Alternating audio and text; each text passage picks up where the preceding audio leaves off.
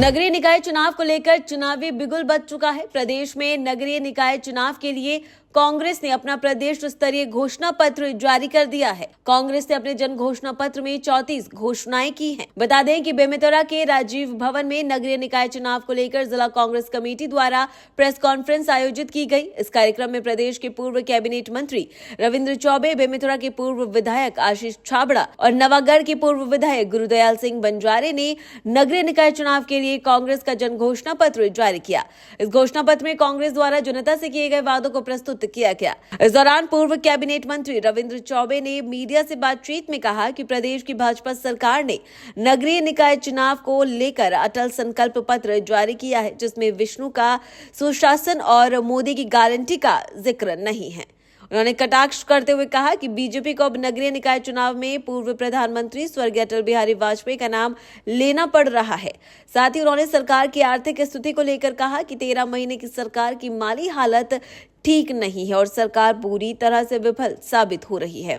जारी किया गया है। इस जन घोषणा पत्र में नगर के सर्वांगीण विकास के जितने भी बिंदु की आवश्यकता होती है, आम लोगों से चर्चा करके, नगरों में लोगों से चर्चा करके हमने पूरी कांग्रेस पार्टी ने इसको बनाया है। एक तरफ भारतीय जनता पार्टी है, शुरू में चुनाव के सिलसिले में विष्णु देव का सुशासन जैसे शब्दों का उपयोग करती थी। बाद में मोदी की गारंटी जैसे शब्दों का उपयोग किया और इस नगरीय निकाय के चुनाव में जब उन्होंने मैनिफेस्टो जारी किया तो उसका नाम बदल के ना तो विष्णु देव का सुशासन शब्द है, ना मोदी की गारंटी है, अटल संकल्प पत्र नाम से अब उनको नगरीय निकाय जैसे चुनाव में भी देश के स्वर्गीय पूर्व प्रधानमंत्री अटल जी का नाम लेना पड़ रहा है। ये आज उनकी स्थिति है। नगरों की क्या हालत है, 2-3 बिंदु आपके सामने कर। ये लगभग 14-15 महीने की सरकार बनने के बाद सबसे पहले कानून व्यवस्था की स्थिति दुर्गति हुई है। राजधानी रायपुर सहित पूरे प्रदेश में कवर्धा, जहां गृह मंत्री जी का गृह जिला है, कानून की क्या स्थिति है, हत्याओं का किस तरीके से दौर चल रहा है। लगभग कवर्धा जिले के अधिकांश घटनाओं का अगर जिक्र करेंगे तो नरसंहार का तांडव ही दिखेगा आपको। वहीं कांग्रेस के पूर्व मुख्यमंत्री भूपेश बघेल और पीसीसी चीफ दीपक बैज ने इस वक्त प्रचार प्रसार की कमान संभाली हुई है। बता दें कि पीसीसी चीफ अध्यक्ष दीपक बैज बुधवार को डोंगरगढ़ पहुंचे और कांग्रेस पार्षद प्रत्याशी और अध्यक्ष पद के उम्मीदवार के पक्ष में प्रचार कर वोट की अपील भी की। इस दौरान मीडिया से चर्चा करते हुए पीसीसी अध्यक्ष ने भाजपा सरकार पर जमकर निशाना साधा। उन्होंने कहा कि बीते 1 साल की भाजपा सरकार ने प्रदेशवासियों के लिए कुछ भी नहीं किया। नगरीय निकाय के विकास के लिए प्रदेश सरकार ने कुछ नहीं किया। इन तमाम मुद्दों को लेकर हम जनता के बीच जा रहे हैं।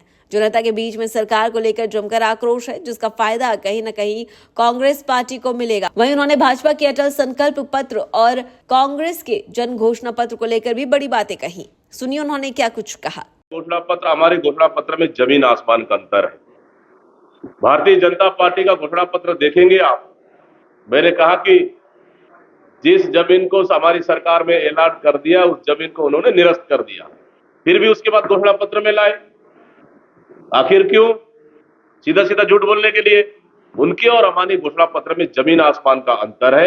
हमारी घोषणा पत्र सीधे, स्पष्ट, सरल, जनता के लिए हमारी घोषणा पत्र है, लेकिन भारतीय जनता पार्टी का घोषणा पत्र है सिर्फ जनता को गोल गोल घुमाने के लिए और दर दर भटकाने के लिए और जनता को ठगने के लिए उनका घोषणा पत्र। इसके अलावा टीएस सिंहदेव ने कांग्रेस के जन घोषणा पत्र को जनता के लिए हितकारी बताया। सिंहदेव ने कहा कि कांग्रेस को दुष्प्रचार से बचना होगा। सरकार की योजना बंद नहीं की जाएगी। महतारी वंदन की सोच कांग्रेस की थी, यहाँ भाजपा ने इसे लागू किया। कांग्रेस बंद क्यों करेगी? आत्मानंद स्कूल की योजना कांग्रेस की है, वो चल रही है। फिलहाल इस खबर में बस इतना ही। ऐसे ही और तमाम खबरों के लिए देखते रहिए भारत एक्सप्रेस डिजिटल।